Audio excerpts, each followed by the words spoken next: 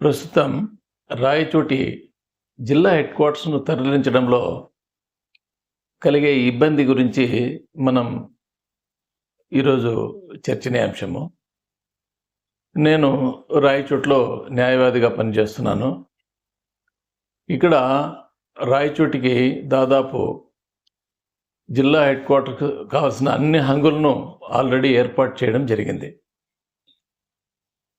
దాదాపు 1000 కోట్ల రూపాయలు ప్రభుత్వ ధనం అంటే ప్రజాధనం దానికోసం వెచ్చించడం జరిగింది.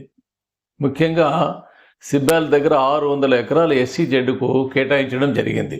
అది ఎంతవరకు SEZ కన్ఫర్మ్ అయ్యేది లీగల్గా రాటిఫై అయిందో లేదో కానీ మొత్తానికి SEZకు 600 ఏకర్స్ కేటాయించిన అనే విషయం తెలిసింది.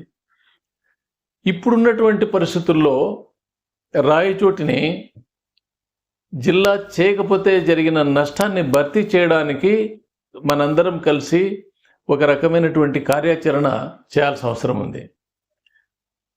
నా అభిప్రాయం వరకు హోటళ్ళు అయితేనేమి, restaurants, lodges, housing, real estate,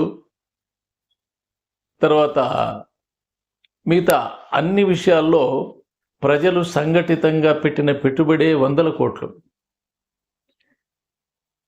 అదంతా కూడా చాలా నిర్వీర్యమైపోయింది. తర్వాత మిగతా ప్రభుత్వ కార్యాలయాలు, ఇన్ఫ్రాస్ట్రక్చర్కు వాటికి సంబంధించిన పెట్టుబడి అంతా కూడా ఈరోజు నిర్వీర్యమైపోయింది. దీనికంతా కారణము ఏ ప్రభుత్వమైనా సరే అనాలోచితమైన చర్యగా ఇప్పుడు మేము భావిస్తున్నాం. ఇప్పుడు మార్పు చేయడం అనేది, జిల్లా హెడ్ క్వార్టర్స్ను తరలించడం అనేది చాలా అవివేకమైన చర్య. ఇక్కడ ఎస్టాబ్లిష్డ్ డిస్ట్రిక్ట్ హెడ్ క్వార్టర్స్ అనే విషయం కన్ఫర్మ్ అయిపోయిన తర్వాత ఎక్కడ చరిత్రలో ఇచ్చిన జిల్లాను తిరిగి మార్పు తరలించడం అనేది జరగలే. అట్లా తరలించిన దానికి మనకు కావాల్సినటువంటి సౌకర్యాలు ఏమైతే ప్రభుత్వం మనం నష్టపోయినటువంటి ఈ దాదాపు 1000 కోట్లకు పైన ప్రజలు నష్టపోయిన దాన్ని కాంపన్సేట్ చేయాల్సిన అవసరం ప్రభుత్వానికి ఉంది.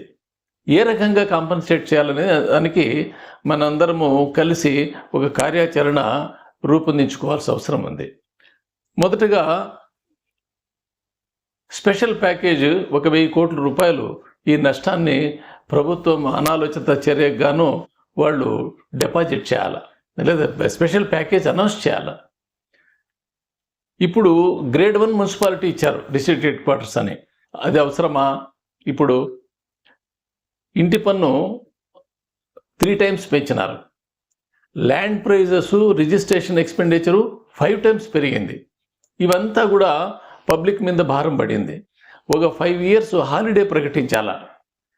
ఏమి హౌస్ ట్యాక్స్ హాలిడే ఒకటి 5 years, no tax for the houses and no old prices పెడుతూ న్యూ ప్రైజెస్ అన్నీ తీసేసి రిజిస్ట్రేషన్ ఎక్స్పెండిచరు హాలిడే ప్రకటించాలంటే రిజిస్ట్రేషన్లు ఫ్రీగా చేయాలా. అవి 5 ఇయర్స్. ట్యాక్సులు 5 ఇయర్స్ ఫ్రీగా చేయాలా. SEZలో టెక్ పార్క్ ఏర్పాటు చేయించాలా. బెంగళూరుకు దగ్గర కాబట్టి ఎంతోమంది సాఫ్ట్వేర్లు మన రాయచోటి సరౌండింగ్స్ విలేజెస్లో ఉన్నారు కాబట్టి వాళ్ళందరికీ కూడా వెసులుబాటుగా టెక్ పార్కును ఒకటి సిబ్బాల్ దగ్గర ఆల్రెడీ ఎస్టాబ్లిష్ అయిన దాంట్లో టెక్ పార్కును ఏర్పాటు చేస్తే ఇది కాంపన్సేట్ చేసిన దానికి చేస్తున్నాము అని చెప్పడానికి వీలవుతుంది. దానివల్ల రాయచోటి డ్యామేజ్ కాకుండా ఈక్వల్ అవుతుంది.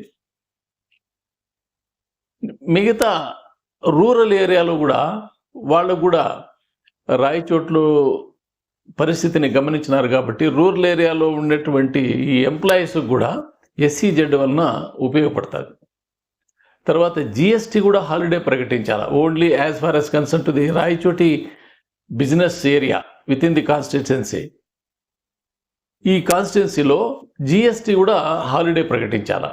ఇవన్నీ వెసులుబాటు కల్పించకపోతే ఈ రాయచోటికి జరిగినటువంటి నష్టాన్ని పూడ్చడం అనేది అసాధ్యమైన విషయం. రాజకీయంగా జరిగింది కాబట్టి ప్రభుత్వం దీన్ని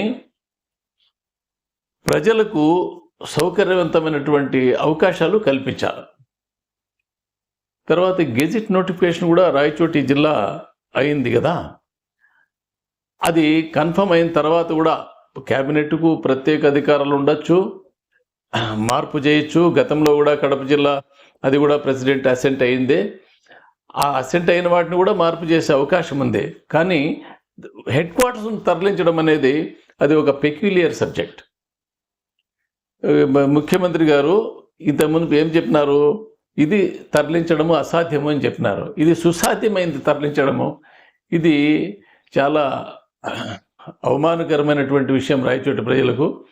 కాబట్టి రాయచోటిలో ఉన్నటువంటి రాయచోటి కాన్స్టిట్యూన్సీకి సంబంధించినటువంటి ప్రజలు, తర్వాత వ్యాపారస్తులు, విద్యావేత్తలు, అన్ని రకాల వర్గాలు సంఘటితమై ఇది ఒక నిరసన ఉద్యమం కొన్ని నెలల పాటు చేసి ఇవన్నీ సాధించుకోవాల్సిన అవసరం ఉంది. కాబట్టి అందరినీ అవేర్నెస్ వాళ్ళందరిలో తీసుకురావడానికి నా అభిప్రాయాన్ని ఎరికా ఛానల్ ద్వారా అందిస్తున్నాము. తర్వాత అతి త్వరలో ఒక జాయింట్ యాక్షన్ కమిటీ ఇప్పుడు ఉండేదే, ఇవన్నీ పరిగణలోకి తీసుకుని జేఏసీ ఆధ్వర్యంలోనే ఈ కార్యక్రమం అంతా ముందుకు తీసుకొని పోతే బాగుంటుందనే ఉద్దేశంతో నేను నా అభిప్రాయాన్ని వ్యక్తం చేస్తున్నా. ఇంకొక రకంగా ఈ రాయచోటి మదనపల్లెలో కలిపేదానికంటే కడపలో కలిపితే ఎంతో సౌకర్యంగా ఉన్నటువంటి అవకాశం ఉంటుంది. ఎందుకంటే పాపులేషన్ వైజ్ చూస్తే కడప పాపులేషన్ కంటే కొంచెం ఎక్స్ట్రా అవుతుందంటే రాయచోటి పాపులేషన్, దానివల్ల నష్టం ఏం లేదు. మదనపల్లె పాపులేషను కడప పాపులేషను మోరార్లెస్ ఈక్వల్గా ఇప్పట్లో సరిపోయింది. ఇదే కొంచెం పాపులేషన్తో కడపలో దీన్ని మెర్జీ చేస్తే రాయచోటి ప్రజలకు బాగుంటుందనే అభిప్రాయం, నా సొంత అభిప్రాయం వ్యక్తం చేస్తున్నా.